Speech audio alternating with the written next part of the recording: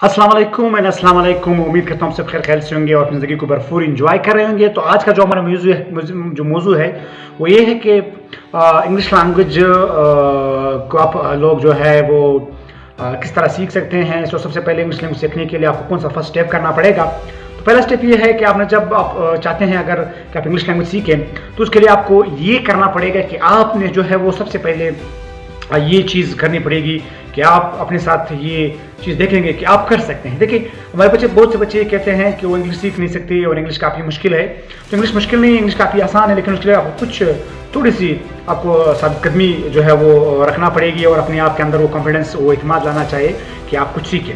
और इसके अलावा अगर आप चाहते हैं कि आप इंग्लिश लैंग्वेज सीखें, देखिए इंग्लिश लैंग्वेज सीखने के बहुत से फ़ायदे हैं। हमारे बहुत से जो इंग्लिश लैंग्वेज जो स्टूडेंट्स हैं, जो इंग्लिश लैंग्वेज टीचर्स हैं, जो इंग्लिश लैंग्वेज वो है, उनको मैंने देखा हुआ है कि वो सारे कॉम्पिटिटिव एग्जाम में जो CSS और PCS के जो एग्ज़ाम होते हैं उनमें काफ़ी जो वो हिस्सा लेते हैं और में से तकरीबन 100 में से अगर मैं गलत ना हो तो 60-70% जो स्टूडेंट्स हैं वो निकल जाते हैं और वो काफ़ी बड़े बड़े उहदों पे जो है वो फायज भी हो जाते हैं इंग्लिश लैंग्वेज की बदौलत, क्योंकि उनका इंग्लिश लैंग्वेज जो है वो बहुत ईजी है। वो इसलिए कि देखिए अगर आप इंग्लिश लैंग्वेज पढ़ेंगे तो ज़ाहिर सी बात आपका इंग्लिश लैंग्वेज पे कमांड होगा, आप इंग्लिश पे कमांड कर सकते हैं, आप बेस्ट ऐसे भी लिख सकते हैं, आप बेस्ट प्रेसे भी लिख सकते हैं, आप बेस्ट ग्रामरियन भी होंगे, आप बेस्ट जो है वो चीज़ें समझेंगे, क्योंकि आपको अगर इंग्लिश समझ आएगी तो आगे आप चल के आपको कुछ चीज़ें समझ आएंगी।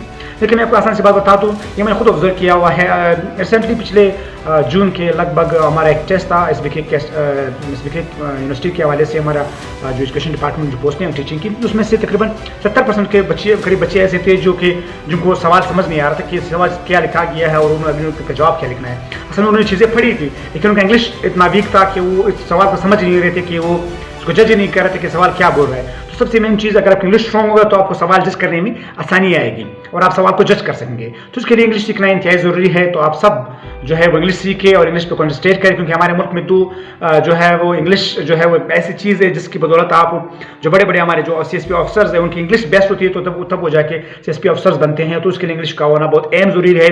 अगर आपका इंग्लिश स्ट्रॉन्ग होगा तो आप कॉम्पिटिटिव एग्जाम में ईजिली जो है वो अपने गोल्स अचीव कर सकते हैं। तो इसीलिए अपने इंग्लिश को इम्प्रूव बनाएं, अपने इंग्लिश को सीखें और इंग्लिश सीखने के लिए ही चीज़ें चाहिए होती है, साबित कदमी चाहिए होती है और अपने आप पे जो है वो इत्मीनान होना चाहिए, तो तब आप इजिली इंग्लिश सीख सकते हैं। तो अगर आपको मेरी वीडियो पसंद आई है तो मेरी वीडियो को लाइक, शेयर और सब्सक्राइब करें। Thank you.